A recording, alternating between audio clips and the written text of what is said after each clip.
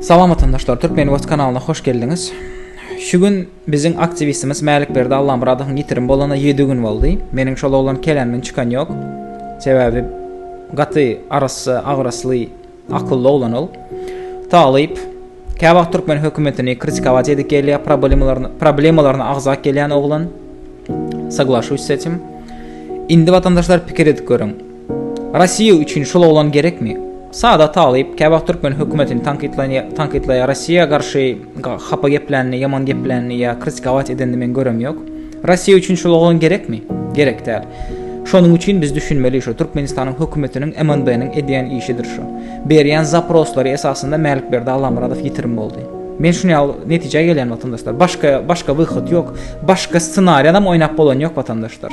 Diňe şu ssenariýa den gelýär.